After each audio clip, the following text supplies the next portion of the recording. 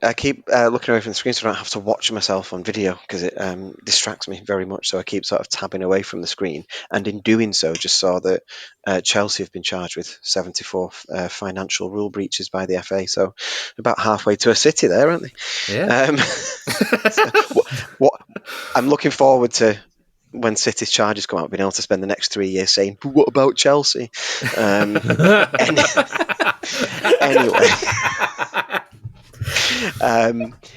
Anyway, you asked something about Kevin De Bruyne. Yeah, he's back. How's that going to feel? He used to play for Chelsea, didn't he?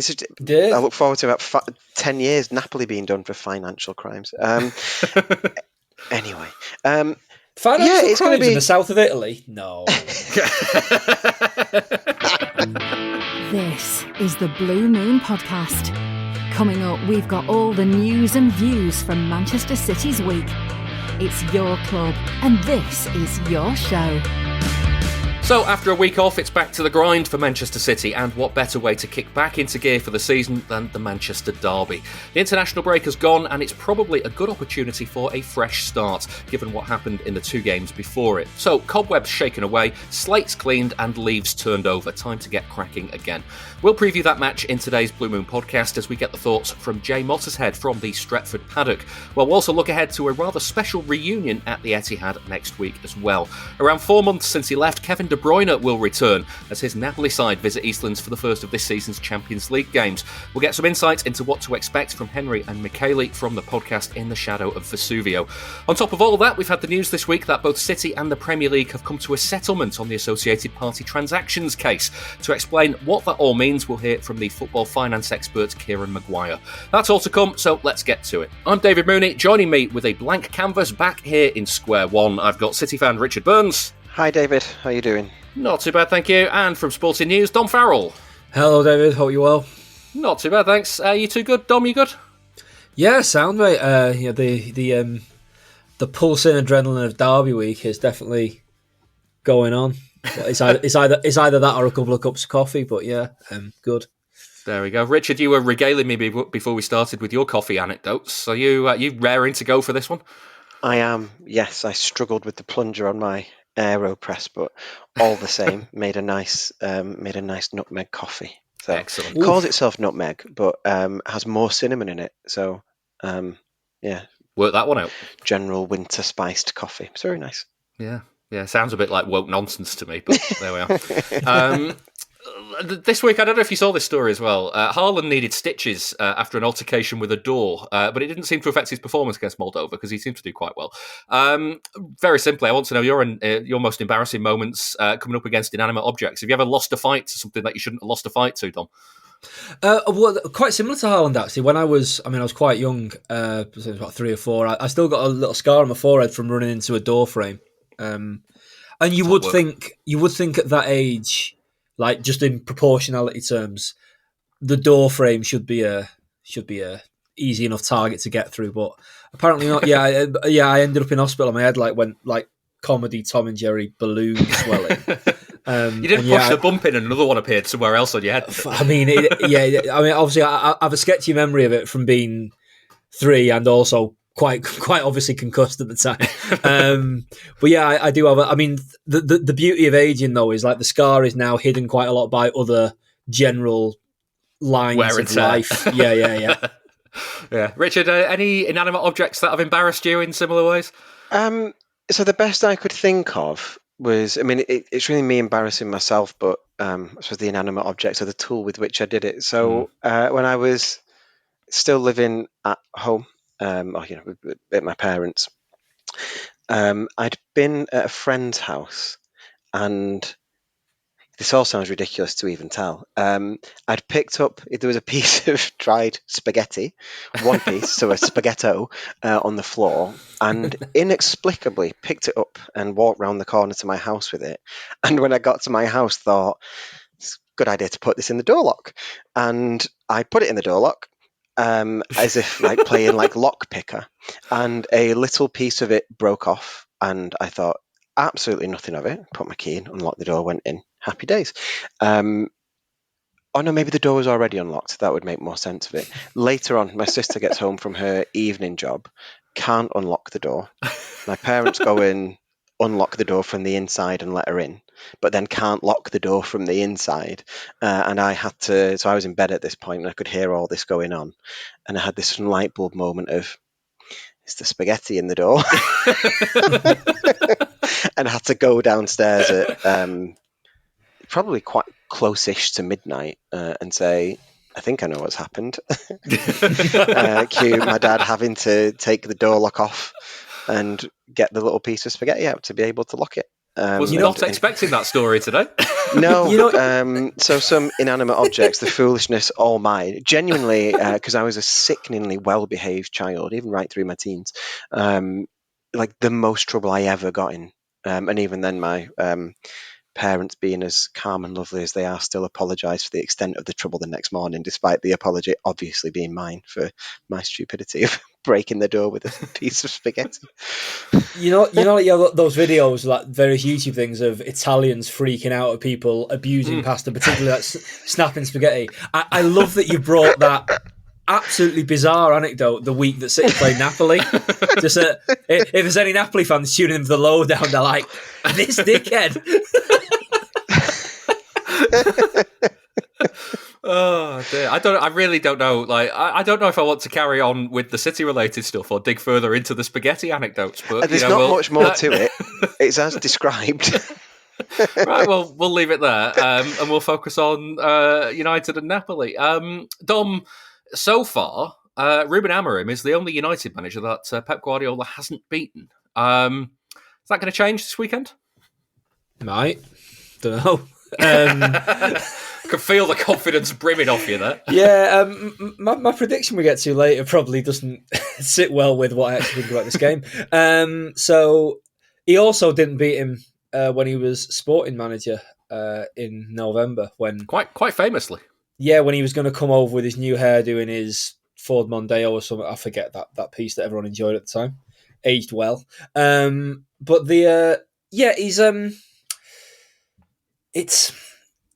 it's pretty ridiculous. I know City struggled last season, but they did come third, and that was like the bottom of, it bottomed out to a third place finish, which is incredible given where things were in the autumn. I think to not beat that United team at the low ebb it was at it's a tough one to reflect on even now. Particularly the nature of the first derby where no one played well, but you're winning with 2 minutes to go. Don't lose the game. And then worst case scenario, you're winning with 2 minutes to go. You don't you draw the game, you don't lose it. Yeah, and obviously the game at Old Trafford was just a bit of a cure for insomnia. It's as a sort of wider point, and it's interesting, like with the week that he's also playing against Conte, another coach who is very committed to a 3-4-3 and has had moments of significant success against Guardiola. I think everyone remembers that's the formation that Lyon played in that Champions League game in 2020. So it's like teams playing the way United do under coaches like Amorim have historically been a little bit of a problem for Guardiola at various points when he had better teams than he does now. And that's before you consider the fact that City somehow didn't beat this United team last season. But I guess the other side of that is they're both probably quite different teams to last season already, given the player turnover at City and given that United have spent quite a bit as well. And I mean, they surely can't be as bad as 15th again, can they? I mean, here's hoping. Richard, how much will the international break have helped here? Because, I asked Adam from Stat City to tell me all the times that City had gone into a derby with 2 defeats in a row, and he messaged back to say, I'm just in work, message me this evening, and then I completely forgot to message him, so I don't have that data, I'm afraid. There can't be many in recent years where City's recent form going into it is as bad as it has been at the moment. And there were alarming signs against Spurs and Brighton for different reasons for the way those games went. So a chance to go away, go somewhere else, play some international games, come back, regroup and everything else. Pep's been at the US Open final. the players have all been doing their own thing. It does feel like a fresh start to the season now, doesn't it?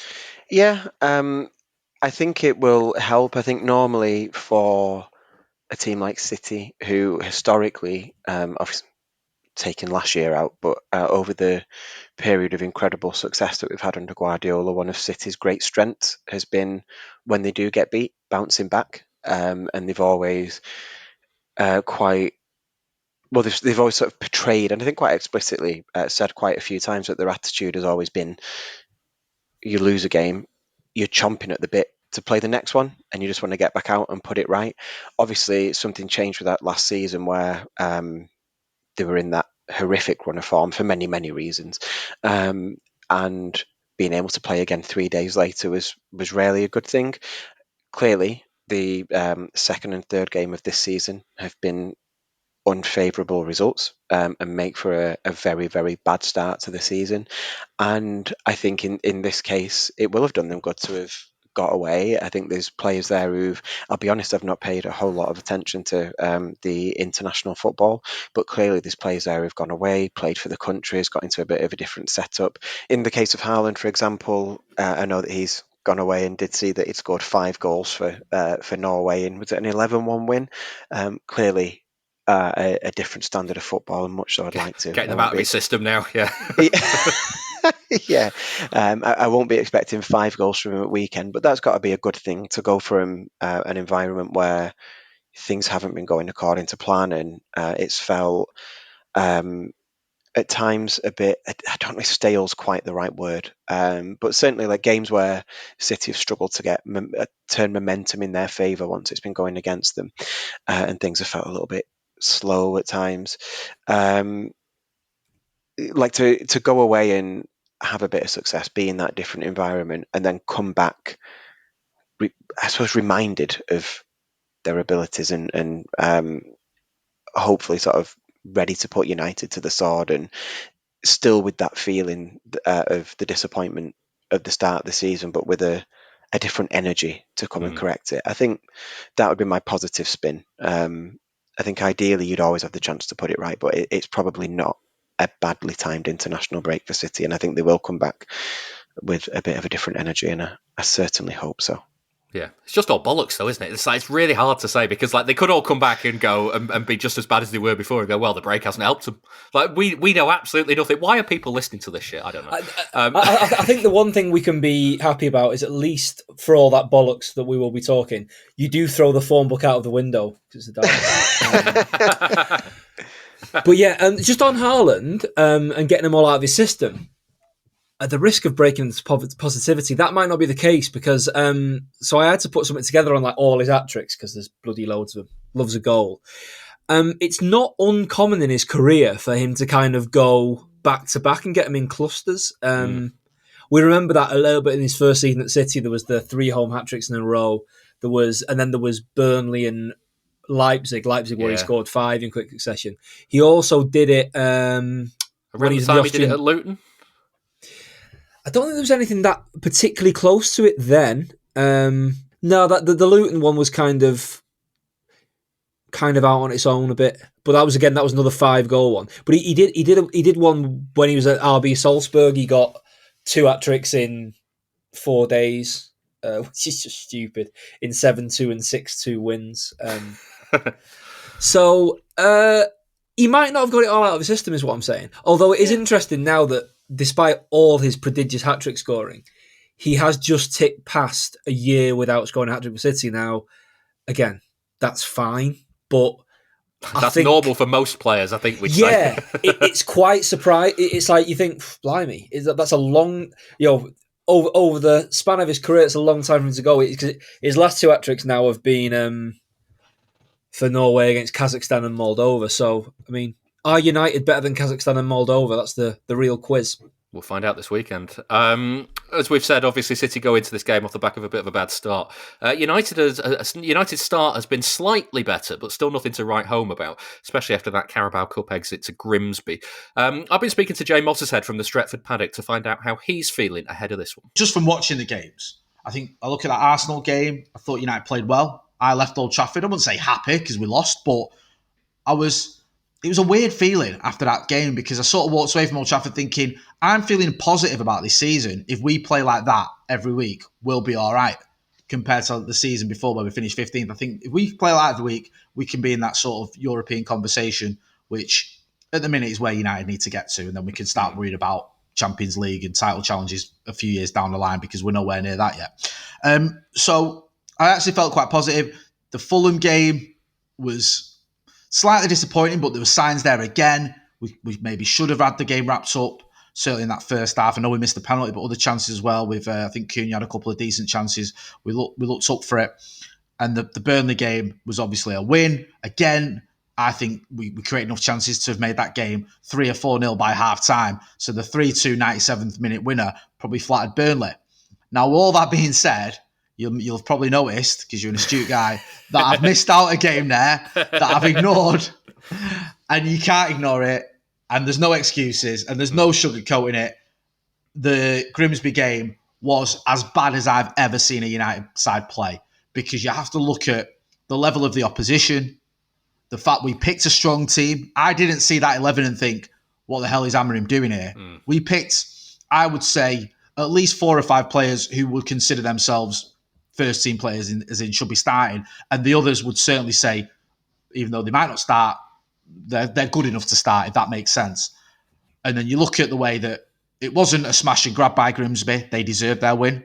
I know it went to penalties, and penalties are a lottery, but I thought if you look over the 90 minutes, who were out of the two teams, who was better, I'd say Grimsby were. Yeah. United were woeful. There's no excuse. So you can't ignore that, especially when you look at the fact we're only in 3 competitions and realistically only 2 of them do we have a chance of winning. So to fall at the first hurdle to lead to opposition is absolutely shocking. So there's that. But in terms of the league, we've looked quite good.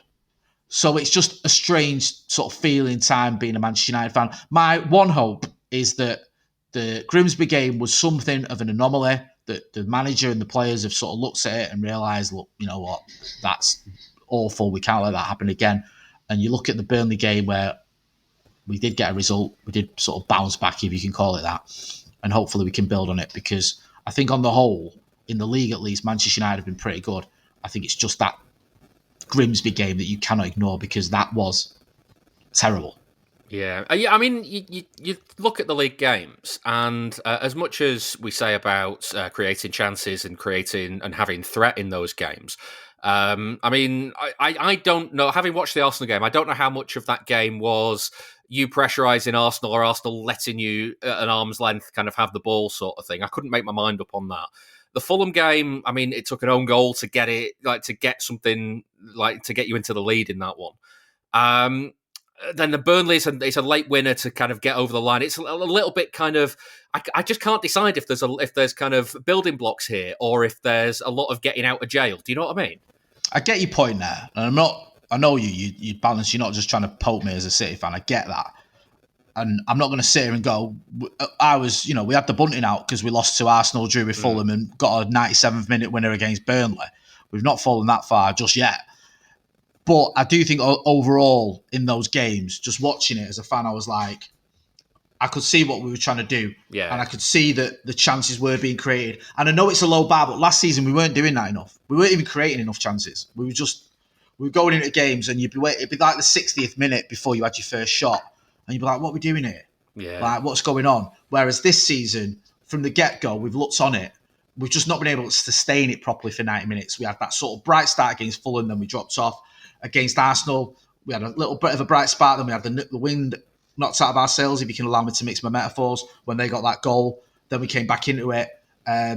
Burnley, again, positive start. Should have been home and dry, really and truly. But then we let Burnley back in, and at one point it's like, it's in the balance. You think they could actually get a winner here, and then Bruno Fernandes comes up trumps with a penalty. So I do feel like there's certainly areas we need to improve, and we have to address that and be mindful of that. Certainly going into a game against a team like Manchester City, we know what you guys can do on your day. I was going to say, if we're talking low bars, last season's set a low bar for City as well. This is it. It's weird, isn't it? How I remember the City low bars being like League One or whatever. Like now it's like low bar for City's finishing 3rd or whatever it was. It's just like it's insane. So I get it. I get like you can look at it and go, look, you can't say that everything's rosy when you've taken 4 points from a possible 9. You've already tasted defeat, and of course there's that Grimsby game. But especially compared to last season, and I look at players like Cunha, I look at players like Mbumo in particular.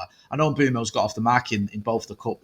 He scored 2 goals so far, but I think he'll get a lot of goals. I think Cunha will get off the mark for United soon. I think he's a player that will get double figures, because you look at their ability, you look at how they are on the ball, you look at some of the chances they've had as well, and you think they're going to score goals. Whereas there was times last season when I looked at someone like Joshua Zirkzee, for example, or Rasmus Højlund, and you thought, these guys between them could end up with like 10 Premier League goals. And that's where's kind the of next what goal happened. coming from? Yeah, and that's kind of what happened, with Mbumo and Cunha in particular, you look at them and go, these guys could end up getting 30 Premier League goals between them quite relatively easily. I can see that being a realistic target. So I do get a little bit of comfort from the level of performances in those 2 players in particular.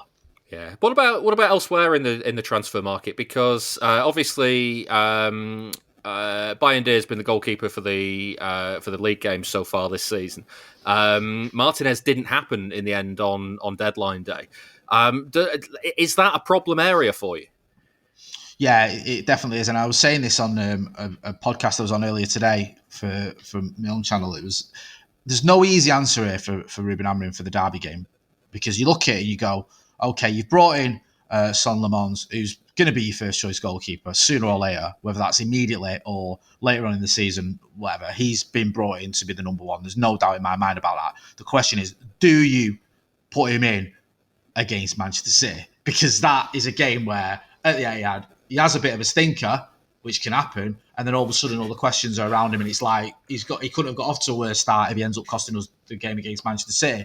All I'll say is Claudio Bravo. Look at that! I'm still fuming. I still think that was a red card. Honestly, I'll die on that hill. So yeah, it's one of those where you can look at it and you can go, it could be dodgy for the kid if you throw him in and he struggles, but Bayindir is having some bad games for United. He just is. You look at the Arsenal game; it was his mistake that cost us the goal. You look at the Burnley game; he was at fault for the second goal. I think. You look at the Fulham game; he looked all at sea when we were conceding corners. So it's one of those where there's no easy option here. A third option might even be Tom Eaton, because you look experience. If he comes in and let's say Tom Eaton has a bit of a stinker, it's not going to affect his career. It's like, it's a bad game. It's okay. He's been there. He's worn the t-shirt. It's not that deep, because he's probably not going to play for United again this season. But is he at the levels you need? Is he still got it where you could put him into a game like the Manchester Derby? I don't know. There's no obvious easy answer. I think the most likely is he does start Le Mans, but even then there'll be people listening who'll go, oh, come on, Jay, you can't do that. Or there'll be United fans who I know we've spoken to say, no, he's got to go with Bayindir. So it's a bit of a conundrum for Ruben Amorim. It really is. Yeah, I mean, it's likely City give a debut to a goalkeeper as well. It can't be that many Manchester derbies where both goalkeepers are debutants. So something tells me yours is a little bit more experienced. bit more experienced, yeah. He might have won a trophy or 2 recently as well, so he might be better equipped to handle the pressure of this one. Yeah, so how about the other signings then? You've mentioned already Matthias Cunha and Brian Mbuemo settling in quite well. Benjamin Sesko as well has come in with a reputation, and then he was really low down on the penalty takers list against Grimsby, and that was a bit odd.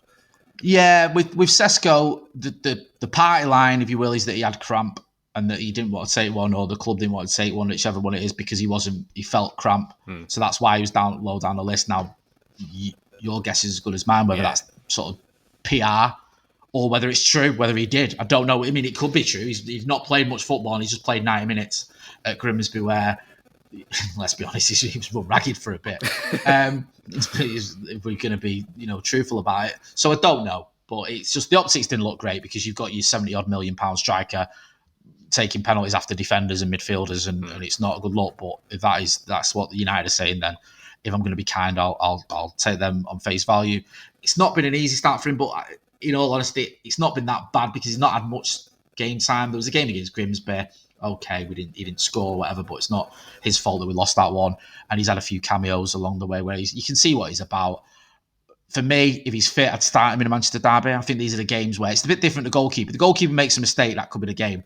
The striker misses a chance, and yes, it could be costly, but it might not be the end of the world. And I think these are the kind of games I want to see my big players playing it. It's the Manchester derby with 4 games into the season. Start him.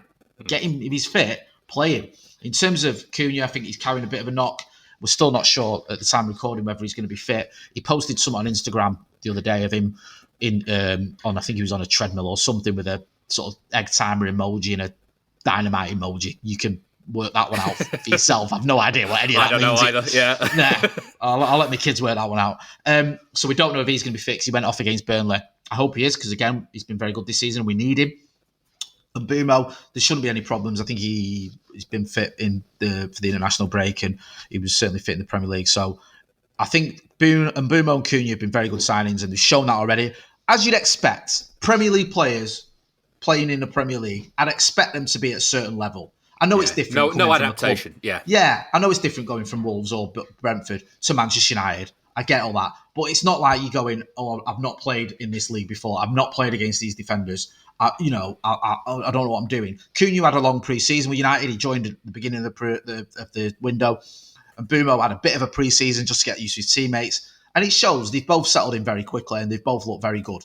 So I'm very happy with the way those two settled in. I wanted both those signings. I'm glad we got him. Sesko was a bit more of a surprise. Some people will still argue we should have gone for a midfielder if it was a choice. But Benjamin Sesko is one of the most sort of spoken about young strikers in the world. And I think United maybe felt if we didn't go now, we might miss out on him. And so they went, not early, but they went for him now. And I think he'll come good. I think I'm looking forward to seeing him. And like I say, that front three, if that starts against Manchester City, we don't know if it will, but if it does, I think it could cause any defence problem, including City, who, as you've mentioned, this isn't a Manchester City that are firing on all cylinders just yet. You might get there. You usually do. Usually during the season, you go on these mad runs. But right now, from what I've seen of City, I watched the Spurs game, and I've seen the other results as well. I watched the Wolves and the Spurs game, and it was like night and day, to be honest with you. Yeah. And I saw the result against Brighton. So I know City have not been at the races so far this season, but you never know with Manchester City. That's the problem. If they do turn up, they'll cause anyone problems. Certainly Manchester United, who are still finding the feet. Yeah. Now, last season we got possibly two of the worst games ever between these two sides, both a little bit down on the luck. In the end, United nicked the one at the Etihad. City couldn't get anything out of the game at Old Trafford, and it was a quite a dire 0-0 in the end. I think both sides will be hoping for a better performance come Sunday. What do you think Amorim will do in this game? Because, as you say, City, I mean, you can look at City as there to be got at the moment, especially with the results they've had recently, the defensive troubles they've had recently. And I think City will look at United as there to be got at as well. So how will he approach this, do you think? I'd like to think he'd go for it. I'd like to think he looks at it and goes, City there to be taken. Our biggest strength, we have got a good defence. I think our defence, I know we've conceded, obviously, goals, but a lot of that's been that goalkeeping errors. You look at the likes of Lenny Yoro, I think he's had a very good start to the season, has picked up from where he left off. Matthijs de Ligt's another one who's done well, and Luke Shaw slotted in at that left centre-back role, which he can play. So the back three have looked quite useful.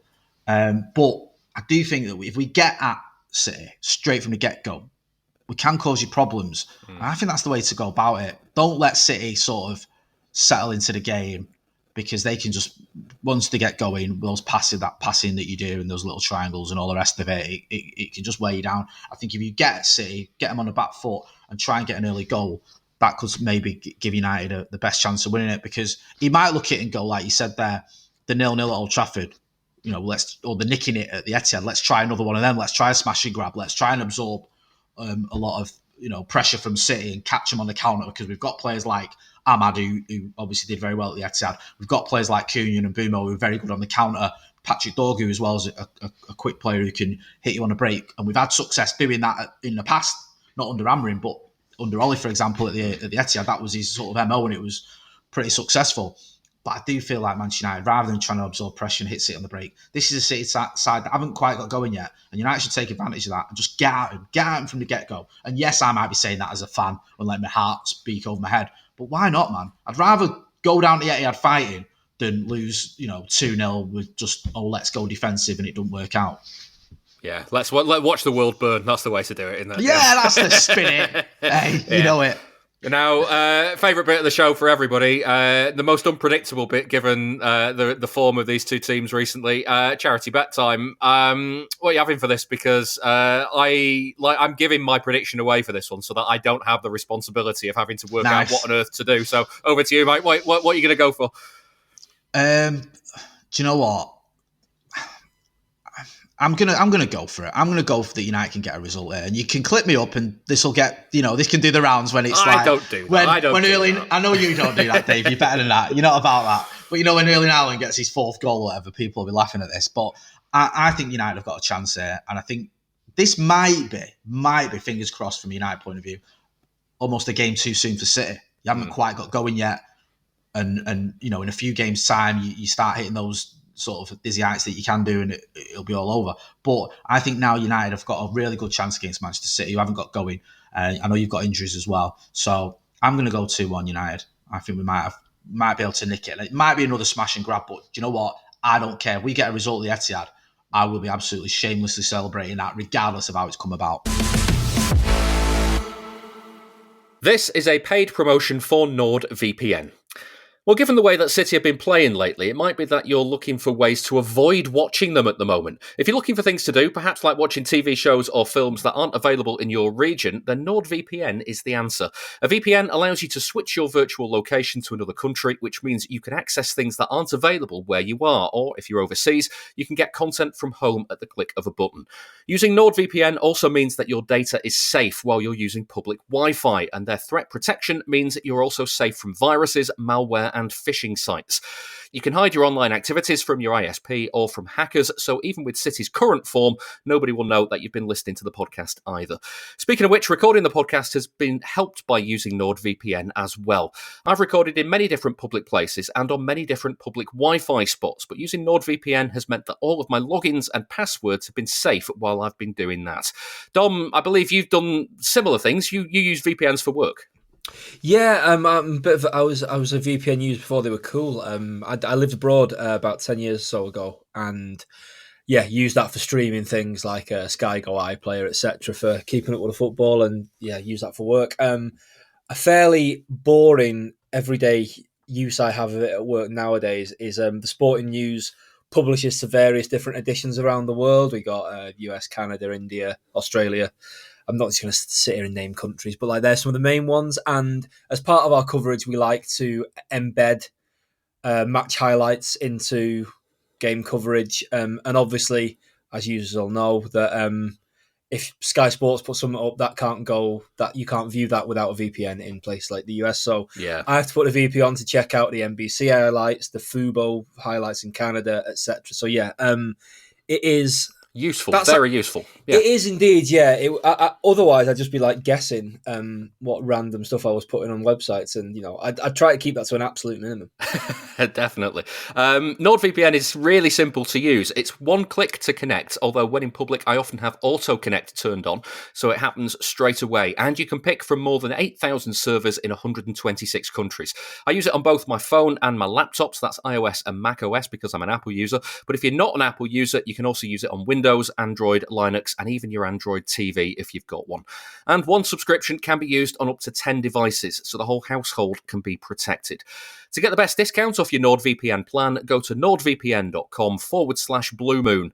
Our link will also give you 4 extra months on the 2-year plan.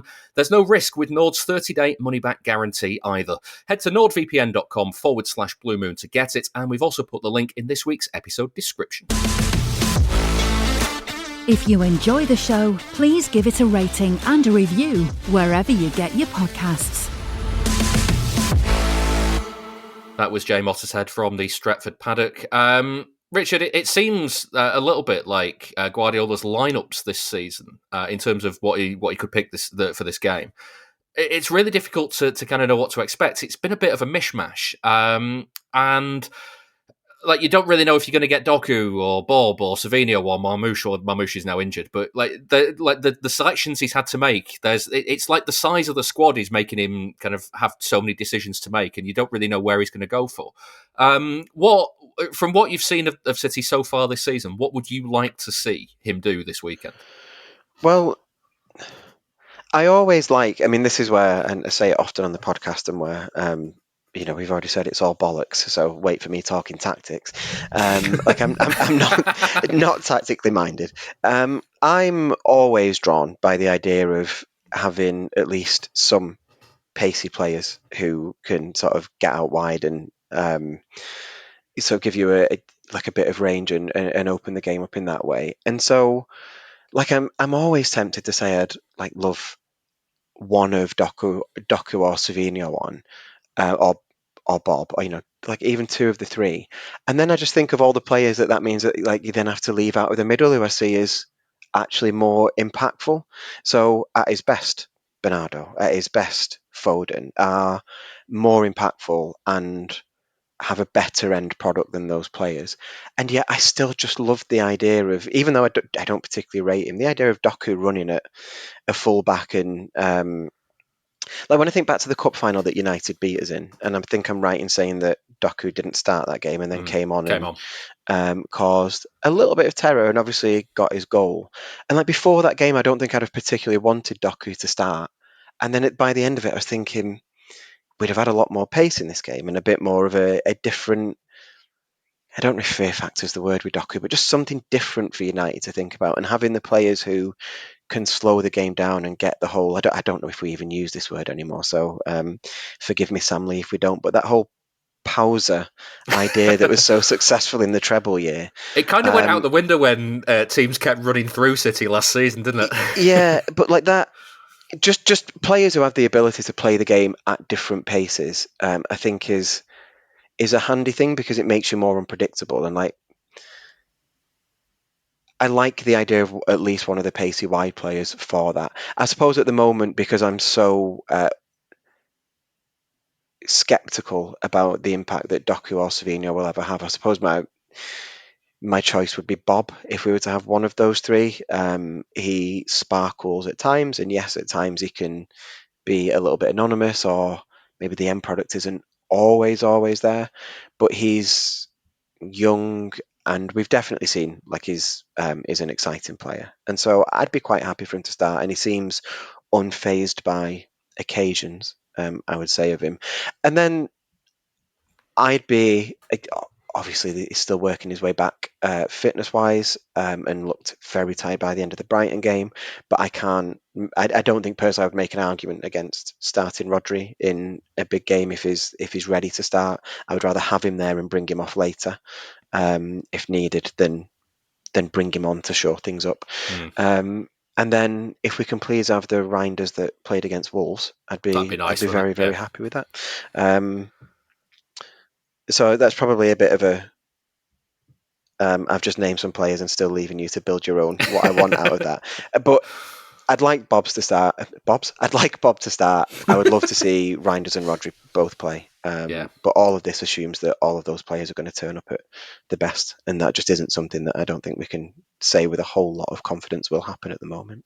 Yeah, Dom, I just worry that there's, at the moment, for the wide players, the question is which one of them's going to run down a blind alley this week, and for the central players, it's which one of them's not really going to have the effect of solidifying the middle this week. And something Richard said there, I wondered if Guardiola might lean back on his old Bernardo out wide for a little bit more stability and structure sort of setup, and might he bring Nico Gonzalez in alongside Rodri? I would certainly be tempted to do the latter. I think first of all, Rodri has to play for however long he's got in his legs. I think for all the flaws in the Brighton performance, it's telling that their goals come around the time Rodri's tiring after his first start in an awfully long time. So yeah, he has to play. What with being, maybe the best player in the world, it's probably a good idea to pick him. But I think now clearly, Nico Gonzalez, I think there's a fair amount of people in the fan base who think he's good, would have liked to see more of him. Guardiola clearly has had elements of doubts about, and he wouldn't be the only, he'd be far from the first accomplished midfielder to fall into this category that Guardiola has doubts about playing him in that sort of pivotal holding role. But he did play in like a central two at Porto, and he can do a bit more of that stuff. And I think there are the stats because lots of stats have pinged about around City's season so far, and it's very much off a fairly small sample size. It's pretty choose your own adventure at the moment. If you want to say they're building something good, you can find the numbers for that. If you want to say they're a rabble, you can find the numbers for that. But one thing that comes up, I've seen come up quite consistently, is Nico Gonzalez is very prominent in terms of contesting duels, winning duels, and sort of driving the plate forward a bit. Now, given when we had John McKenzie on the show recently, he said that he feels like duels are going to be like more important than ever. So that could be a big thing of this as well. Exactly, and that's John McKenzie talking in the context of the overall season. Not to get all cliched about Derby Day, but I think even now, even in modern football, with all the sort of the more measured, calm, cold, calculated tactics, there's still an element that people are going to put their foot in. It's like, if Kusanov starts and he has his first slide tackle, it's going to go off on Saturday. It'd be great. That's what people are there for. They're there for the first clump. But I think if Guardiola doesn't really trust Nico to dictate a game and sort of knit things together in front of the back four, that's not a problem anymore with Rodri there. But if the way City were vulnerable in transition at Brighton, it's safe to assume after an international break they won't have sorted all of that out for the United game.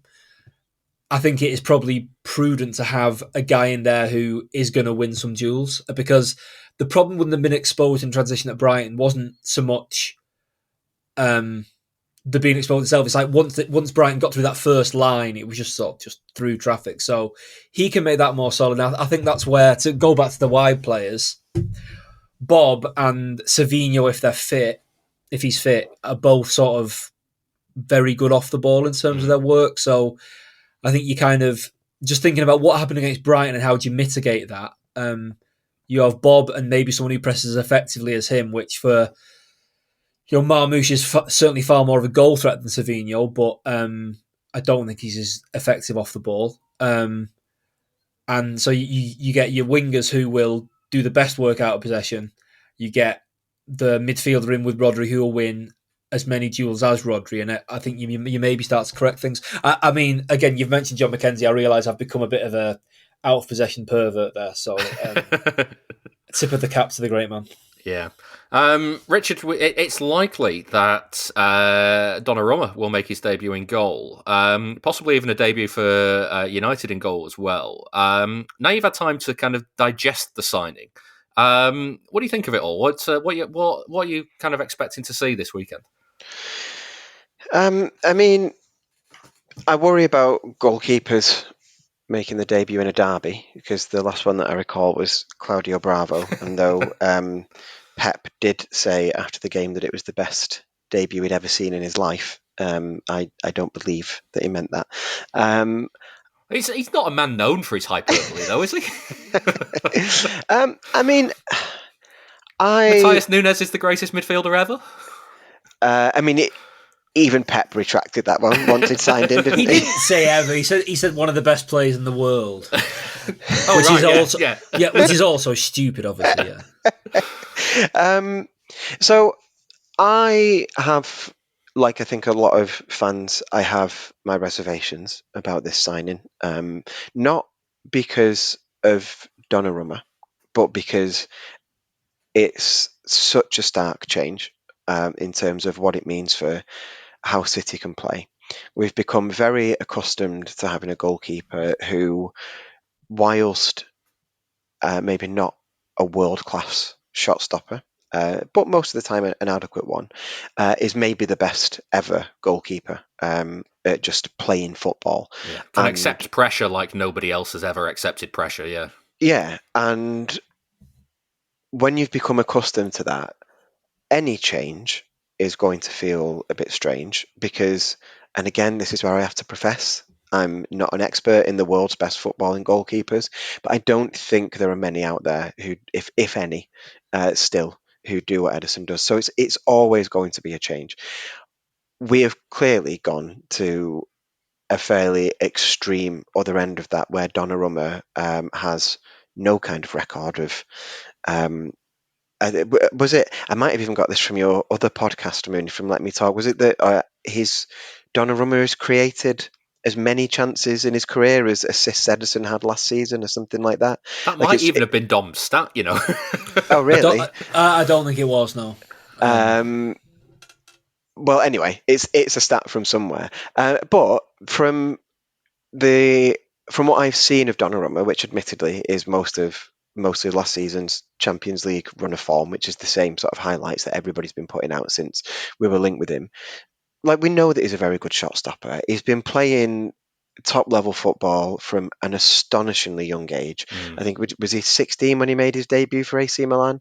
Yeah, And I mean, let me also mitigate everything, like the worries there that people have with the footwork side of things, by also saying, like, Ederson wanted to leave, so that there was going to be no there was going to have to be a change. Yeah, why not go out and get the best young goalkeeper there is? I think that was going to be a point that I was going to come to in my fairly sort of round the houses way that I do hopefully sometimes come to points, is that for all of It's how City come to points last season. They went a long way around the houses to get them.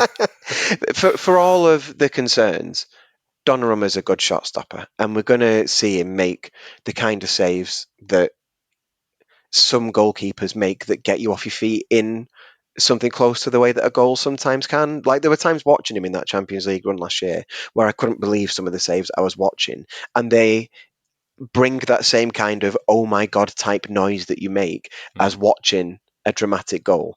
And like, the idea of having that in maybe a way that we haven't for some time, which again isn't to say Ederson never made great saves, but maybe that confidence that he's going to make those saves is a nice thing.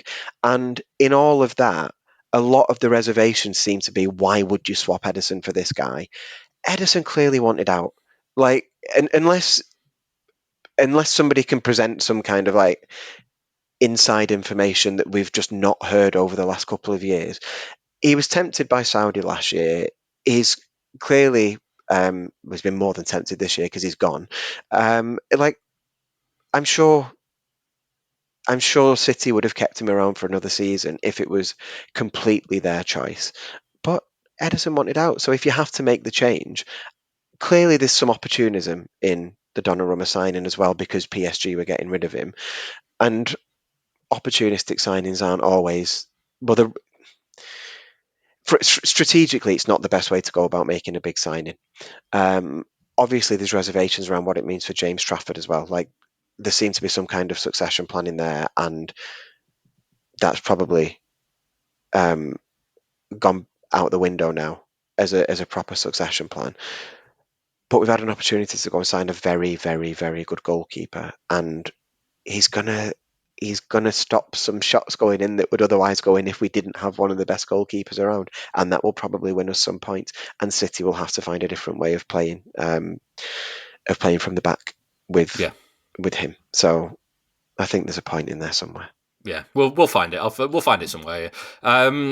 Dom, just finally on the derby, Stones may well be injured for this one now, given he pulled out of the England squad. He might be, but do you not think that sounded like a very... It was quite woolly, wasn't it? Yeah. Yeah, international break injury where you play the next game. And I know the caveat of that is it's John Stones, and he appears to be made of butter. But yeah, I wouldn't be wildly surprised if Stones plays.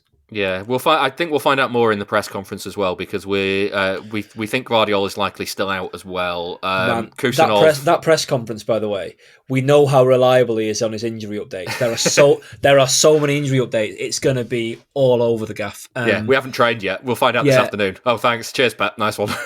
Yeah, shout out to Andy Hampson from PA, who always asks the injury question and gets the short shrift from Pep so much. It's salad days for him this Friday. There's so much to go at.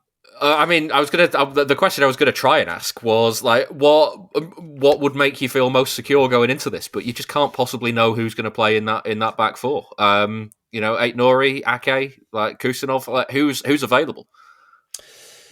Yeah, I remember. So to start this, I really like Nathan Ake. I think a lot of people do. He's been tremendous since he's been there. But I do remember thinking when he came on to replace Aït-Nouri when Aït-Nouri got injured against Tottenham, it felt like the team lost quite a lot. It felt like there was quite an emphasis on Aït-Nouri getting up and joining the attacks with Marmoush, who's obviously also not going to be there. So I think if given just how they've, insofar as we can work it out, how they've been trying to play and get at teams this year, I think Aït-Nouri been being fit is fairly important, especially if Gvardiol isn't going to be. Because if Gvardiol's your cover at left back, then you obviously a very different type of play, but you still get that sort of thrust from there. Whereas Ake, for example, that chance in the Tottenham game that fell to Nathan Ake just after half time, it's like if that falls to Aït-Nouri or Gvardiol, you're fancying a goal, whereas that isn't Nathan's skill set. So yeah, I think you want to see one of those two on the left just for how it might all work together rather than any sort of comment on Ake as a defender. The very small sample size we've had of it, I do like Stones and Kusanov together because they complement each other nicely in that, sometimes you might say if Kusanov was paired with Diaz, you might worry about how the ball has progressed from at the back. Particularly, we've just talked about how the build-up is now going to change with the new goalkeeper. But obviously Stones is phenomenal on the ball. I mean, I think they've played together sparingly, but they played in that 4-0 win against Newcastle. And at Brighton, until like the brain fade penalty giveaway, like Brighton didn't have a shot in the first half. And they had one break to speak of that was sort of... Oh, sorry, they did. They had one shot in the first half. Sorry, that was dealt with, and yeah, I think that has the makings of a nice partnership. But then, and this maybe speaks to the muddle of the early season. After the Wolves game, everyone was completely sort of gassed on Diaz and Stones back together. The lads are back. So it's I think at the moment that defence, you like the idea of Kusanov's pace in it, especially against a team that are predominantly going to try and hurt you on the break. There's a lot of ideas to like, but maybe not a lot of kind of evidence for what would work best, I guess. It's a classic one. I mean, Pep's on this before. It's Pep could very well do his Eric Morecambe team sheet of I've picked all the right players, but not necessarily in the right order. But yeah, I'd lead towards Kusanov and Stones at centre back, full back. Hey, who's fit? Have a go, whatever. Yeah. Well, after this game, there is the rather peskily scheduled Champions League game. We're going to record on Friday morning next week to accommodate it, so the show will be in your feeds a little bit later than normal. To look ahead to this one, I've been speaking to Henry Bell and first Michele Borelli from the podcast In the Shadow of Vesuvio. Well, I mean, the season is still, in its early stages, but we're very excited because we had a very good transfer market so far. And, Kevin De Bruyne, as you might know, joined us, and we're all very excited about that. He joined us quite early in the transfer market window. So he had the whole summer to train with us to learn the Conte ways that he admitted were quite different from the Guardiola ways. So he's still adapting. And we bought a lot of, we added a lot of depth to the bench, which is something we heavily lacked last season. We are all very excited. I think, what have been said so far of our start of our season is that it's not a new season. It's just the continuation of last season. So it's like the 39th and the 40th fixtures. And I guess I agree, because last season our major strength was the defense because we don't really concede many goals. We had the best defense in Italy, and I think one of the best, if not the best, in the top 5 leagues in Europe. And we haven't conceded a goal yet. I would say one of our weaknesses, if not our biggest weakness, is scoring goals. We don't really produce a lot of goal scoring opportunities. So far, in 2 games, we scored 3 goals. So, again, against Sassuolo, it's not that big of a victory. Is not that hard. I don't think they're gonna do very well this season in Serie A. So we'll see. Again, we have a lot of depth now, but we seem to still be showing our weaknesses and strengths from last season. But we're all very excited, though. Yeah, I mean, Henry, the name Kevin De Bruyne is, I mean, we can't escape it. It's the first opportunity that he's had to come back to the Etihad, and it's going to be there straight away in the first game. How's he doing so far for Napoli? Well, that's a very good question, and one which is, I wouldn't say it's splitting the fan base, but a lot of fans of other clubs in Italy are performing quite a lot of hubris on social media at the moment because there was some stuff about his pre-season sort of clips of like choosing the worst moment from training to put on Twitter or whatever. And there's an expression, isn't there, in Italian, Michele, vola basso, fly low. There's quite a lot of opposition fans, I think, who are sort of getting a bit above their station in terms of Kevin De Bruyne, because Kevin De Bruyne has a sort of weirdly, he doesn't necessarily have a massive profile outside of England, I think, and so yeah, I think fans of other clubs have got this really wrong, and there's been quite a lot of sort of criticism of him being too old or he's not fit enough and all this kind of stuff. Whereas those of us who are like proper Napoli fans that have watched training sessions and pre-season friendlies and watched the games closely are really excited by him because of what he obviously brings, his touch of genius to the pitch. That said, he's not at his best yet, but why would he be? Like, he's just arrived in a new league. He's played in England, in Manchester for God knows how long. And there have been flashes of brilliance. He scored in the first game, which was lucky. Michele, do you reckon it was a shot or it was a cross? I think it was probably a cross, yeah. Yeah, it was one of those classic free kicks that were probably cross, but we will take it. He did a couple of them for City, and every time afterwards he was always really kind of coy about whether he meant it or not. Yeah, exactly. But he's like, his whole attitude has been brilliant. He's actually quite a humble person. He's been very clear about his interest to achieve something in Italy. He could have gone to so many other places, earned more money. But he's been very generous to his teammates as well. A lot of press conferences saying that actually I'm the one that needs to get up to speed, not the team getting up to speed with me. And I think for someone that has achieved as much as he has, that's exactly the kind of attitude that I think that the supporters of Napoli really like. The expression "solo la maglia," only the shirt, only for the shirt, is really important. And he seems to really encapsulate that sort of value that is important to Napoli fans. Yeah, Michele, the thing with De Bruyne, having kind of arrived at Napoli at the stage of his career that he's in as well. I mean, when it was obvious that City weren't going to renew his contract, a lot of that was down to his fitness, his injuries, kind of the player that almost was left after those injuries. Are we starting to get something kind of a lot closer to what he used to be, do you think? I wouldn't know. I have to be honest with you. I haven't followed De Bruyne's career for that much. I'm one of those Napoli fans I guess one of those football fans that only watches one club at a time. I'm familiar with Manchester City. I even been to Manchester and to Manchester City Stadium once a few years ago to watch the game. But no, I have to be honest, I'm not very familiar with De Bruyne's game, which is very interesting to me because obviously I've heard so many good things about De Bruyne over the years. Obviously, one of the best, if not the best midfielder in the world. And, now I'm seeing him live for the first time, having no previous knowledge of the way he plays and what kind of role he has. Obviously, I know some generic, things about him and the way he plays and what kind of value he can add to the club, but I'm seeing it firsthand for the first time now. And I got to say, it is very interesting. It seems to me that he's extremely smart. Like, he's still very, bright when it comes to his decision making. But I also have to say that it does seem to be struggling a little bit with the tactical aspect of Napoli. Like Henry said, De Bruyne did say that he's still adapting to the team, to the team, to the manager, and to the league as a whole. He pointed out that Serie A is a bit slower, which I guess could benefit him. But he's basically, he's not used to it, no? And also the fact that we signed such a big player, it means that we cannot really bench him, right? But the problem, it's a nice problem to have. The thing is that we played with a 3-man midfield, and now we have De Bruyne, and our 3 midfielders were and still are some of the best in the league. Obviously McTominay, Lobotka. Don't mention Lobotka to Manchester City, Michele. They'll sign him.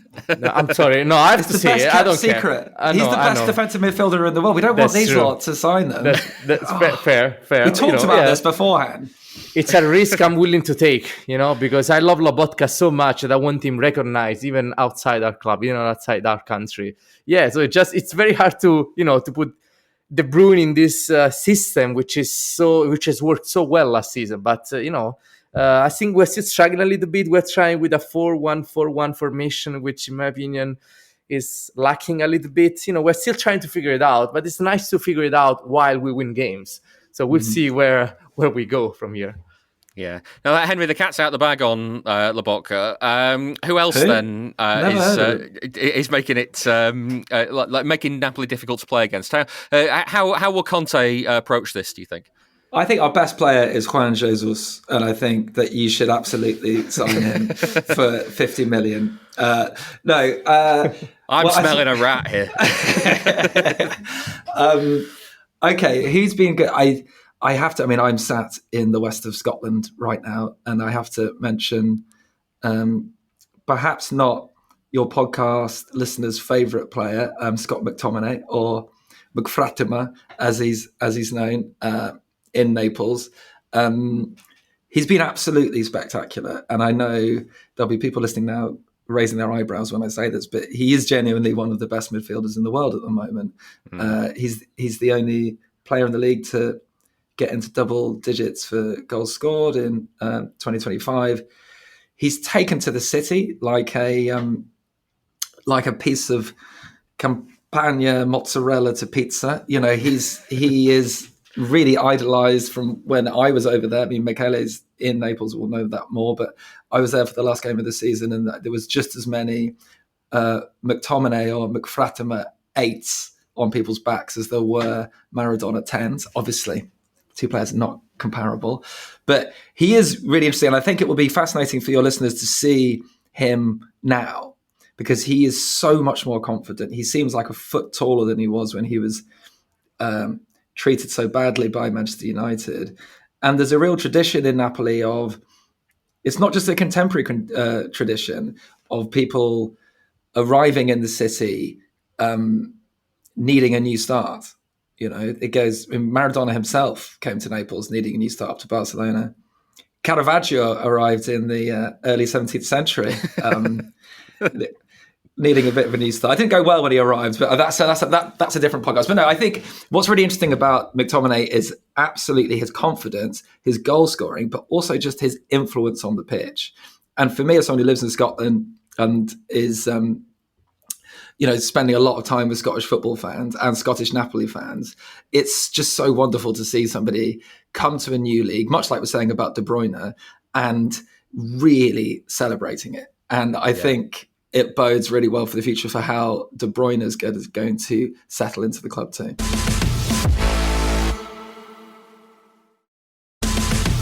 Get a dollop of City nostalgia every Monday. Sign up at patreon.com/Blue Moon Podcast. Michele, there's other names that in the squad that City fans will know from Premier League days. Billy Gilmour's around, another Scottish player. There's obviously Romelu Lukaku, a Belgian international alongside De Bruyne. And Rasmus Højlund joined on loan from United as well. Although I don't think he's played yet. Who else will City fans know in that in that squad? How are they playing those players? You know, I mean, as you said, we haven't seen Højlund play yet. We have high hopes for him, especially because after Lukaku basically died, we were in an urgent need of... His leg exploded. Yeah. I don't think we're going to see him for many, many months. But we really needed Højlund. Again, I don't know. I'm not too familiar with him. So I think most people in Napoli are not familiar with him, I'll be honest with you. But there's a running theme though of players leaving Manchester United and going on to better things. So that must give you confidence. It actually does. Yeah, no, it certainly does. But we also paid a lot of money for him. So that's it's. I hope he can actually show on the pitch that he's worth that much. Yeah, Gilmour is been quite good. Again, it's mostly a backup. It's still young though, so he can develop and become a starter, I guess, in the future when Lobotka retires in like 50 to 60 years. Even longer. Maybe even longer. We have a strong team. Yes, we have a lot of. It seems to me that Conte. I mean, they've come out and said it very clearly. Anyway, Conte, Manna, our sporting director, are targeting Premier League players for in Napoli's transfer market. They say that they're quite ready. Again, Serie A is very tactical, but you can learn tactics. I don't think you can adapt too well from Serie A going to the Premier League, because everything becomes so much faster, and you need to basically turn turn in a different gear. While coming from the Premier League, I think you're mostly ready. There's a cultural shock when it comes to, again, the tactics, like the Lukaku said as well, and especially McTominay has said that for the whole season. Yeah, but once you understand the tactical side of things, you are basically ready. You are already ready. That's why we are willing to pay a premium for Premier League players, because they are used to something that we deeply need in Italy, which is faster, quicker football. Yeah, Henry, for the season so far and the way that it started, as we talked about before, Napoli, solid defence, not conceded yet. How do you expect Conte will approach this game? Because obviously coming to Manchester is a little bit of a different prospect from City going to Naples. City, a little bit hit and miss so far this season, a little bit hit and miss for a lot of last season. Do you think he'll come and try and go for the throat? Well, it's an interesting one, because Conte obviously isn't famed for his success in European campaigns, and I think Aurelio De Laurentiis, the owner's really backed Conte, and you can see the results. And I think he's backed him even more this summer, which prevented him from going to Juventus, because I think Conte really has something to prove in Europe. And if I was a fan of one of the teams we're facing in the Champions League, I would be careful to judge or set my expectations on Conte's past. I think we're going to see a highly motivated and determined Antonio Conte in Europe this season. And that is quite a scary prospect, I think, for opposition teams and fans. Don't forget what he did with Italy. Was it at the World Cup when he had that terrible team and he got them to within one kick of the semi-finals? So I think he can do knockout football well. How that manifests itself is going to be very interesting, because Pep versus Conte is quite a clash of cultures. The one thing I will say that I think was really enjoyable last season for Napoli fans was how many different tactical setups Conte deployed. And he's been very, very smart about how to cope with injuries, changing the setup, particularly after Kvaratskhelia left. And we got some key injuries with his backup, David Neres, who's I think quite an exciting winger. And he completely adapted our tactical setup for that. So I think in terms of whether or not we'll go for the jugular or whether we'll go for a more traditional counter-attacking approach, I can't tell you. But what I can say is, and I haven't said this that much in the past as a Napoli fan, is I think we could do both very well. Yeah. And I think that this is now a team and a squad that can play football in a variety of different ways. But what will be absolutely clear is how determined Conte will be to win.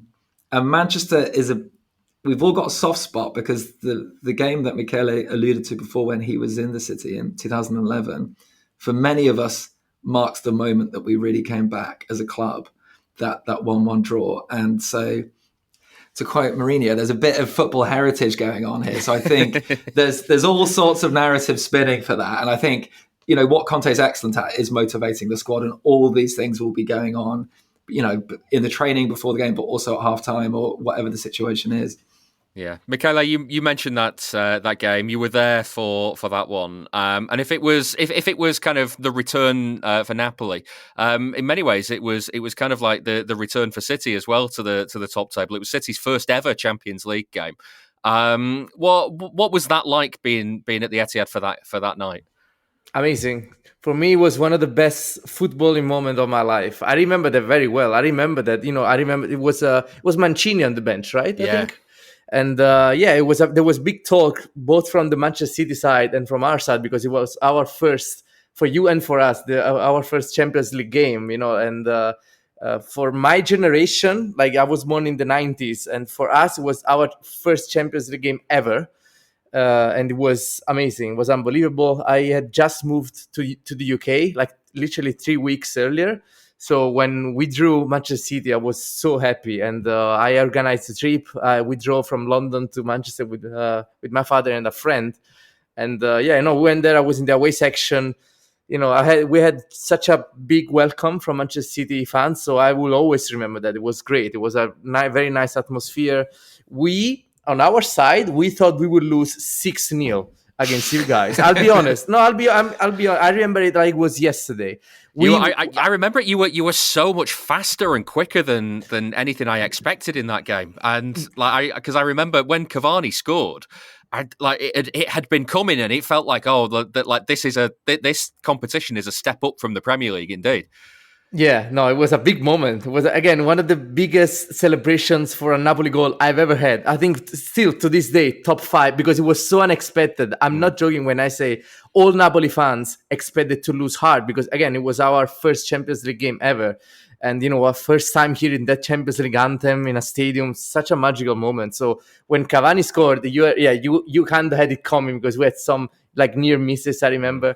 And it was such an unbelievable moment for me. And then obviously you tied it from a free kick, I remember. Again, such an amazing day of football for me. Very formative. I think most Napoli fans, especially from my generation, remember that fondly, and remember even better when you came to Napoli and we beat you 2-0. Nicely done, Michele. Very nice. I wasn't there for that game, unfortunately. But again, that Champions League group was quite a group. Tough. It was a tough group. Very tough. Yeah. I mean, a few years later, though, we came to Napoli and Aguero got broke the record for City's top scorer. So there's a lot of history between the teams. I'm gonna throw a real spanner in the works now, because we've got a charity bet coming up a bit later on in the show, and we only have one prediction for you two guys. So I'm gonna need you to confer and come up with a score prediction for the game. What are you gonna go for? I mean, we don't do predict. This is a sort of big thing. You've been to Naples once, right, David? Yes, yeah. It's a superstitious place, right, Michele?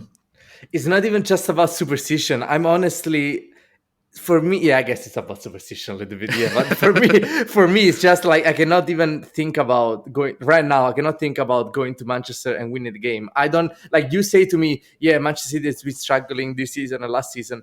It comes in from one ear and goes out from the other. I don't really care. I don't believe you. I don't trust you when you say these things. For me, we will go to Manchester and we will lose hard. That's unfortunately, that's, I care a lot about Champions League. I might care about Champions League even more than I care about the Serie A, because it's, I grew up when I was growing up, Napoli was struggling in Serie B, Serie C, and then we went up. And like I just said, we first game ever was in Manchester. So for me, thinking about a good outcome in Champions League for Napoli, it's unfathomable to me. It's very hard to imagine.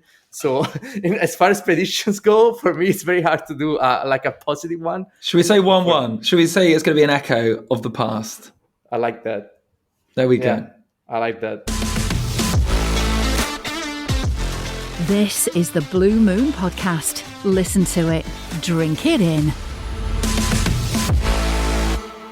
That was Henry and Michele from In the Shadow of Vesuvio, a podcast name that I absolutely love. And that was a delightful chat. We spent probably about 40 minutes overall just chatting about City and Napoli and kind of everything around Italy there. And on top of all of this, Richard, at the first possible opportunity in the Champions League, Kevin De Bruyne is coming back to the Etihad. So how's that going to feel? It's going to be strange, De Bruyne coming back as an opponent. And I suppose we should have all seen this coming, really, because it's just the way narrative works and those kind of things that aren't real, like the football gods and fate sort of making things go a certain way. It sort of felt like this would always have to happen. It will be odd. Nobody could write this script, could they? Nobody could write this in exactly the way that you would write it if you were a hack of a screenwriter, a script writer. It'll be odd. Even that thing of his chance to get an ovation from the fans, he got a pretty big send off. So it's he's had his goodbye and he's had his. You're going to boo him? Is that what you're saying? You're going to boo him? I won't be there. I'll boo him from my TV screen because I'll be at home putting my son to bed. I was saying De Bruyne. It's obviously he will deserve the welcome that he will get, but it's that big welcome back. He had the send off very, very recently. So it's strange to be playing against him. I'm sure that he will feel some sense of wanting to prove himself, and wanting to show,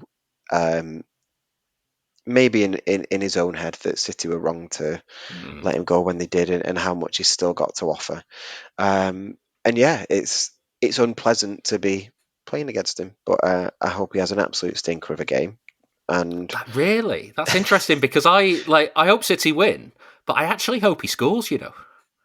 you hope he scores. Yeah. I could never want a player to score against that's a bit us. rogue. Yeah, I want him to have something. I want City to win, but him to still have something. I don't. When I say stinker of a game, I'm exaggerating the point. I don't want him to be to embarrass himself or anything like that. But Surely you'd rather he showed he still has something against Jamie Vardy's Cremonese or something. What a transfer that is, by the way. Yeah, I don't want him to have. I don't want him to roll back the years. Put it that way, because that's not good for City if De Bruyne is at his best, is he? We've got enough problems of our own without having to come up against De Bruyne at his sort of maverick best. So yeah, he'll get the welcome that he deserves. It'll be strange to watch him playing against us, and I hope he doesn't have one of his best games. And I, for the record, do not hope he scores me.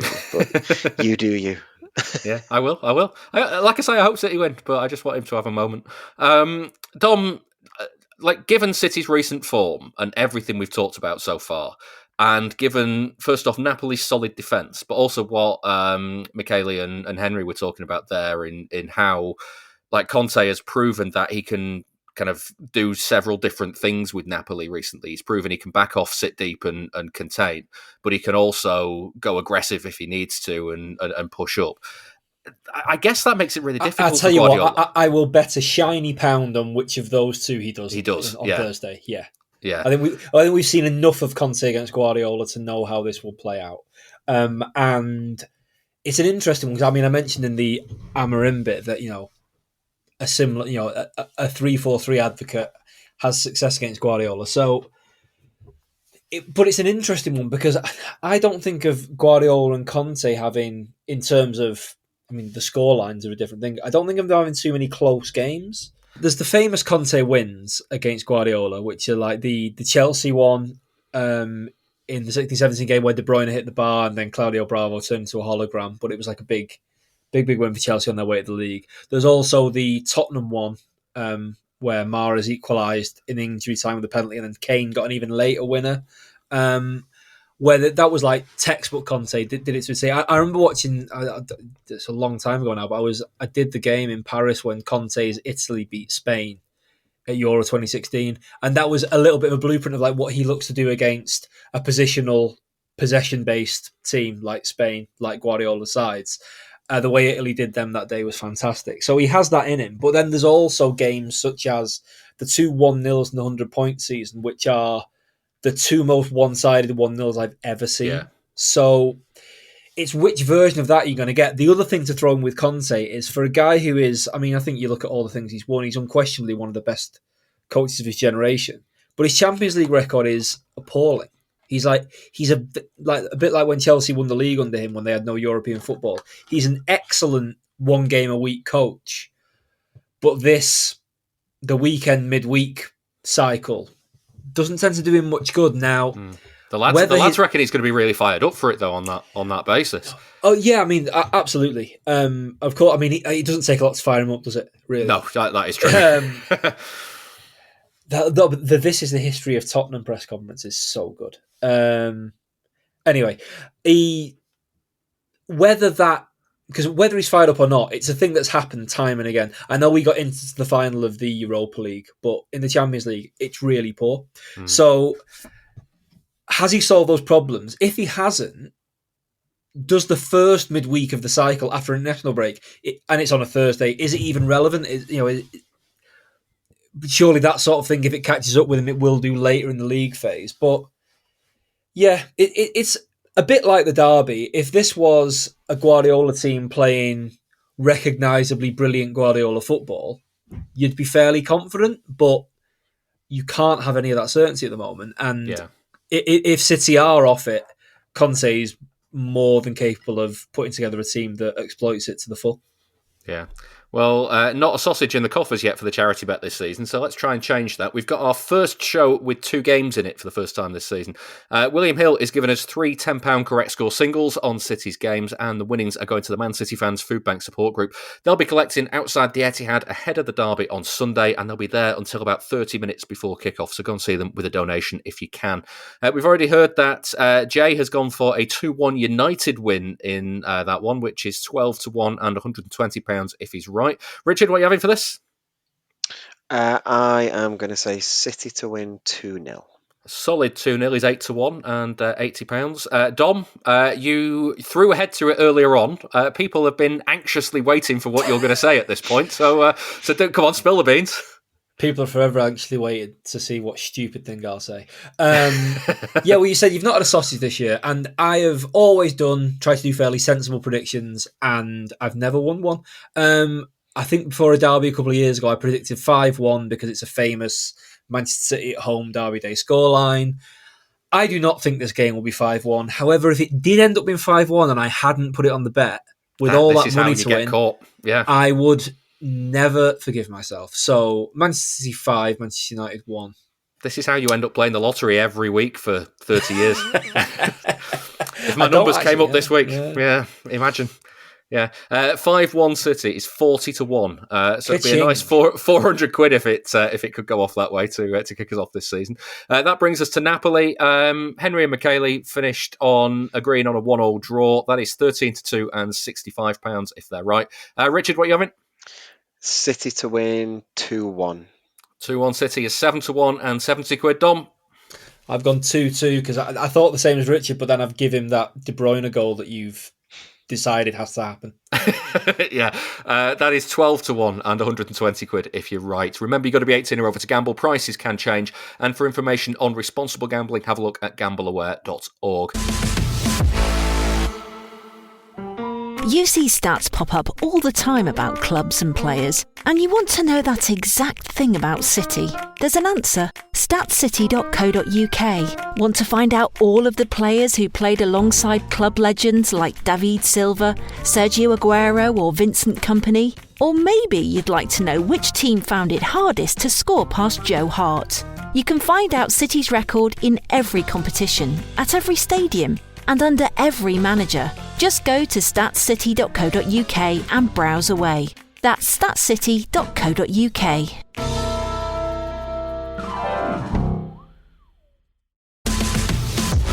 You can listen to the show ad-free by joining our Patreon, patreon.com/Blue Moon Podcast. Now, this week, we've also had the news that Manchester City and the Premier League have come to a settlement over the Associated Party transactions case.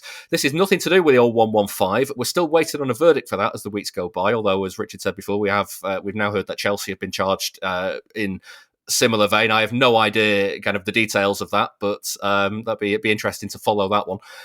To find out what all of this does mean, though, I've been speaking to the football finance expert Kieran Maguire from the Price of Football podcast. It means that the lawyers can stop looking at Range Rover brochures because the clock's now stopped.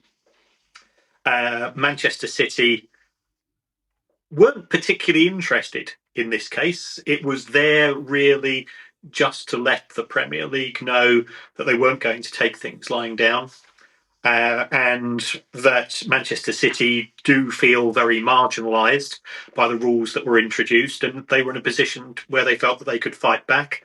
I think they had they certainly won on points in APT1, and my understanding is that the settlement means that Manchester City must be happy with the outcome, because they certainly felt that they had a strong case, and why compromise if you feel that you're in a strong negotiating position? So the long and the short of it is that the Etihad deal that was effectively rejected in terms of the value that was given to it by the Premier League is now back in play. Manchester City will feel vindicated to a certain extent that their view is that there is no such thing as a fair value. There are a range of fair values. And I always give the example, if one of my granddaughters draws me a picture that's worth more to me than it is to you.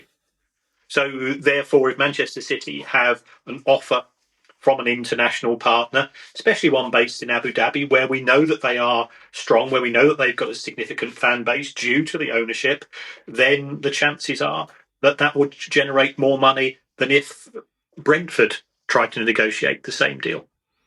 So that's where we are. I think it also shows that City and the Premier League can act like adults.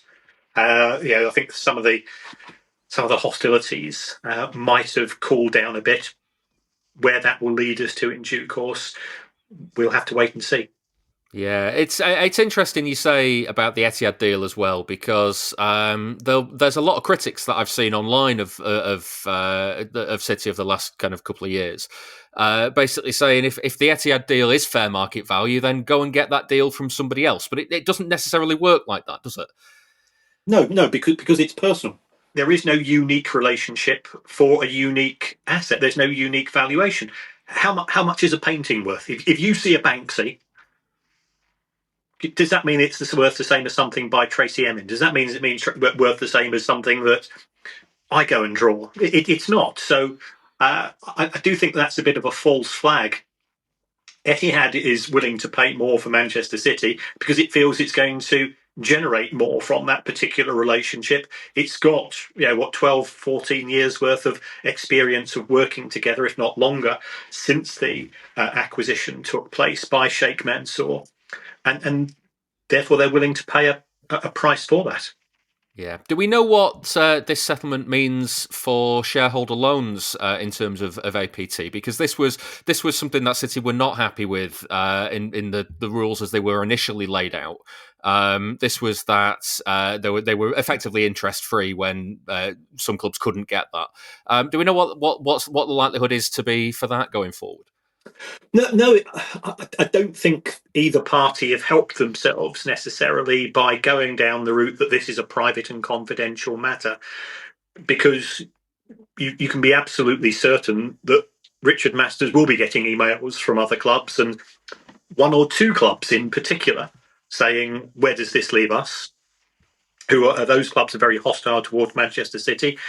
I can assure you that there are plenty of other clubs whose attitudes towards City is, we don't see Manchester City as our rivals because our ambition is to finish 17th, or our ambition is to try to finish in the top half of the table. The clubs that are never going to win the Premier League, they're genuinely not bothered by this, and they're more concerned about the legal costs which have arisen as a result of it. But as for those loans, I think it would help if the Premier League came and made an announcement that they have put some things out on their website. First of all, in relation to the settlement with Manchester City. Secondly, with justifying where we are in terms of APT. But the loans are from my sources in Manchester. They said we were never interested in these loans in the first place. It was just a way of showing that there's inconsistencies in the way that clubs are being treated, and those clubs that have sponsors, especially in the Middle East. We know that the APT rules were rushed through, in effect, following the acquisition of Newcastle United by PIF. That those clubs seem to have been treated harshly, and other clubs who benefited. I'm a Brighton fan. Tony Bloom's lent Brighton £400 million interest free for 15 years. Brighton wouldn't be in the Premier League without him, without those loans. So if those clubs have benefited from interest free, why should Manchester City be penalised because they're getting deals with Middle Eastern sponsors? Yeah, and I mean, you've mentioned it before. City have had pretty much a scorched earth policy when it comes to these sorts of proceedings, and they said they were very confident going into this hearing, and kind of their position was that they were in a position of strength. Does that mean that they must have gained something to settle? Does that, or does it mean that maybe their position wasn't as strong as they thought it was? What can we read from that? I think you can read both of those, in terms of the legal counsel that Manchester City will have taken. They will have been reporting back to the club on a regular basis in terms of how this case was proceeding. Certainly, my view is that City, because of the success that they had, where they certainly had the better of the APT or the ATP one rules, they probably must have been in a strong position in the subsequent set. So I would have been surprised if they felt that they were going to lose the case. And there's also a case for saying that the Premier League itself might have wanted to show up, but laid down a marker. Because we all know what everybody's focusing on in the background is those mythical numbers that we get repeated ad nauseum when anything to do with Manchester City arises. If I was if I was the Premier League and in a strong position, I would have gone for a full settlement or gone for a full conclusion, get it out in the open. Look, we're really good at winning cases against Manchester City, and put the frighteners on them. Yeah, you mentioned that one. You must be sick to the back teeth of this question, but we kind of have to acknowledge it. I assume we can't read anything into this about the big one. No, that they are completely independent. There will be different people hosting and representing both the club and the Premier League. Compared to the big one, I wouldn't draw any conclusions. I think Stefan said that he thinks it's going to be October or November. He's the lawyer. He's the person that I read. I look at it from a finance point of view, but equally, I've been to some events where I've seen people from the Premier League and or City, and talking to them, they said it could be next spring. There is a genuine lack of certainty as to when we're going to get the result. Email the show through our website, bluemoonpodcast.com. That was Kieran Maguire from The Price of Football. Dom, just very quickly on the APT stuff. It's really, really, really difficult to care at this stage, isn't it? like honestly, it's just difficult to care. How do I sound professional in the face of that loaded question? It's just more spreadsheets that I don't understand or know about. That's what it is. I think the thing that Kieran says, and I know we live in the age of conspiracy nowadays, so people are going to go, oh yeah, whatever. The fact that he says it is absolutely nothing to do with 115 whatsoever is pertinent. This is about how much City are allowed to be sponsored by. 115 is about whether a decade or more ago, City were actually sponsored by some of these same companies and some different ones. So yeah, it's. Listen, I get why this happens, and I know that there is a building picture of the mood music of City sort of had the better of the first APT case, and then this second one, it looks like the Etihad. For all reports are that a big Etihad deal will go through. And by the way, I can't wait for people losing their minds about how big the Etihad deal is going to be. They signed the last one more than 10 years ago. I think we're aware in the wider world inflation has been a bit of a thing. And also City's profile is maybe slightly bigger than it was then. Since they signed that deal, they've got Haaland, Guardiola, 7 more league titles than they had, and a European title. So they're probably going to get sponsored by a bit more. But that won't stop the usual suspects going bananas. Fine, whatever. But and the wider thing is you've got... So City have had, I think, on balance, from what we can say, obviously a settlement is there aren't winners and losers. There is a settlement. But it appears to have gone quite well for City for what we can see. There's the wider context with the Premier League of basically they do seem to be losing an awful lot of litigation, or that they're getting cases brought to them. There's the packets, I think, at West Ham now, which is there is an overall picture and a mood music with the Premier League that, and I understand some City fans are getting excited about it, that they look like they are getting involved in litigation they repeatedly don't come out on the right side of. But honestly, 115 is just so separate and it's just an entirely different beast. And yeah, I'd just say for your own sanity, don't read too much into this being related to the rest of it. Leave that to Magic Hat and the lads. Yeah. The other side of this as well, Dom, is this is the first time you've been on since your book's been announced, available to pre-order and stuff. How are you feeling about 115, given that you've written all this? We are, to give you a little bit of a peek behind the curtain, how the sausage is made, how the word salad is made. So I go to press next week on the 17th of September, we can change anything we like within reason before then. And then the book is out on the 21st of October. So there is a horrible dead zone where I just will see a loop of Alan Partridge's book getting pulped in my head, where that is like no man's land for please don't do a verdict. Obviously, it might well happen. It is probably incumbent on me to say that if it does happen, the vast majority of the book is still fine and is not nonsense and is absolutely worth your time and attention and money. But yeah, it's a bit annoying because we were looking at summer publication. If it had come out before the verdict's fine, but yeah, I've got a month in limbo. That it's in the fun zone, isn't it? Yeah. Yeah. Aside from the fact that that's going to be a brutal week at work anyway when it drops. Yeah, I'll just have a massive knot in my stomach. So yeah, I can have a good tighten on that for Derby weekend and then just not loosen it for the coming weeks. Excellent.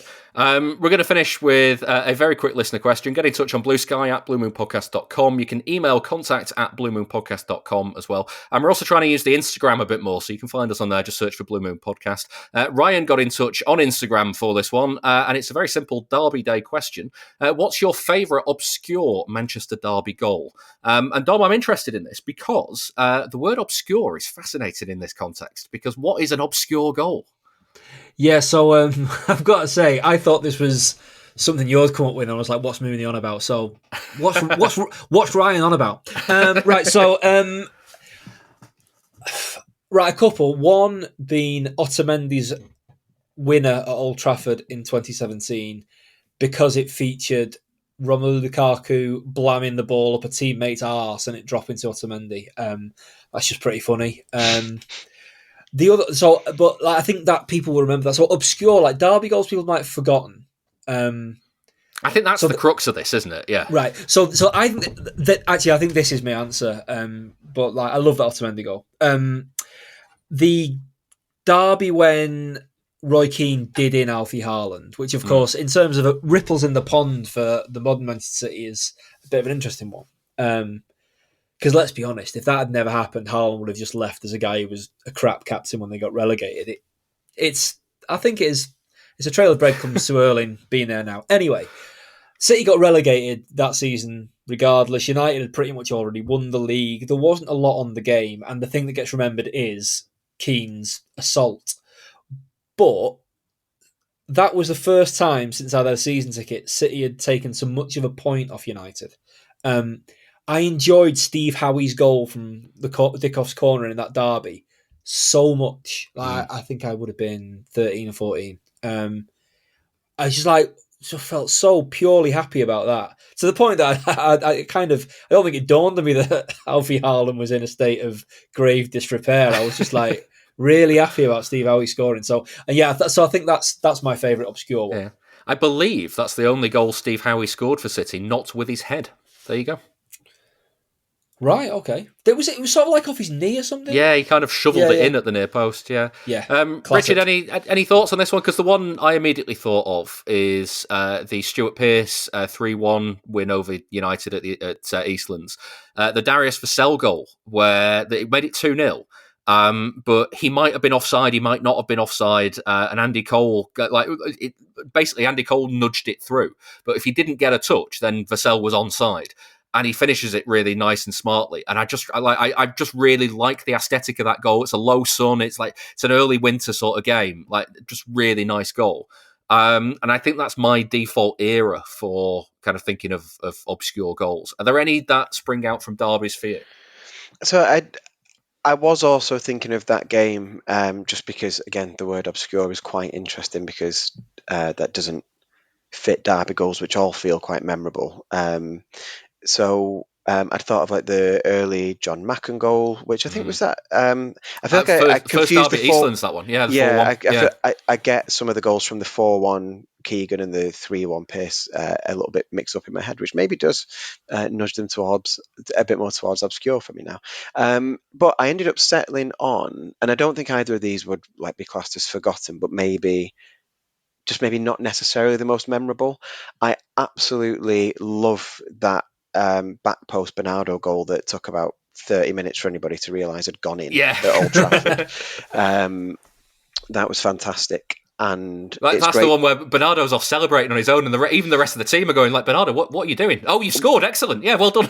One of my absolute favourite things in football is a delayed reaction from an away end. When when some other people have realised the ball has gone in, and then you sort of get the noise from the away end a little bit after. So yeah, I liked that one. And then definitely not obscure, but because it's like maybe not one of the most important goals, Yaya's in the 3-0 at Old Trafford, because City was so good in that game, and it's still funny that they went 1-0 up after, was it 43 seconds with the third clear-cut chance of the game? Like, that's just funny. But Yaya putting the icing on the cake and making it like 3-0 at home in a derby, a 3-0 home defeat in a derby is a bit of a hammering. And it just makes it so much more memorable than 2-0. Which I suppose is the opposite of obscure, isn't it? He made it memorable, but as goals that maybe don't live longest in the memory, but are very nice when you go, oh yeah, that was a good one. I really enjoyed being in the away end for that one. I'd forgotten about Dzeko's opener in that one. That's quite a nice one. So funny. And you also reminded me of the 4-1, obviously, because everyone remembers the Wright Phillips goal and like the Mackin and Fowler goals at the start of it. Maybe Sinclair's in that one, the dink just after half time. That was quite a nice one. Yeah. If you've got any suggestions for your favourite obscure Manchester Derby goals, do give us a shout. You can find us on Blue Sky at bluemoonpodcast.com. You can email contact at bluemoonpodcast.com, and we're on Instagram as well. Just search Blue Moon Podcast. For now, though, that is it for this week's episode. Thank you very much for listening, and thanks also to my guests, Dom Farrell. Thank you. And Richard Burns. Thank you very much. Coming up is a clip of this week's Nostalgia episode. That was the Games That Made Me with our special guest, Kel Spellman from City's Matchday Live. If you'd like to listen, it's just £2 per month, and you can sign up by going to members.bluemoonpodcast.com. I'll be back next week after the games with United and Napoli. See you then.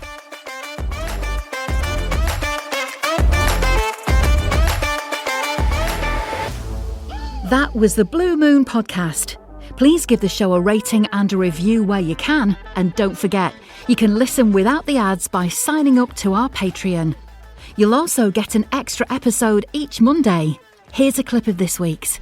I was lucky enough to be a mascot at this game, which is why I think the game stands out. It is probably my earliest memory of being at a City game. There's a few fleeting memories of the game, but the main memory then was being back in the dressing room at full time and Paul Dickoff being on the massage table and me going round with a little autograph book and getting my autographs and pictures with the players, and we've got all the pictures still, and I think somewhere the autograph book of me with the likes of, Paul Dickoff, Sean Gota, picture with George Weah. Then I remember them coming out in the kit and then holding George Weah's hand, and he walks you to the front and then coming out the tunnel, and then that's kind of it really. I don't know if I remember being on the pitch. The change room, you can imagine, tiny. Yeah. It's like one that we'd play out on a Saturday or Sunday, and they were in like a U-shape, massage table in the middle, so there was hardly enough room to walk around that. And then my dad was with me, and he took me around to go and get my autographs and a couple of pictures. And it's been so nice because I've actually shown the pictures to like Nicky Weaver and Paul as well, which made them feel very old. You can listen to more of that at patreon.com/Blue Moon Podcast. And join us again next time for another episode.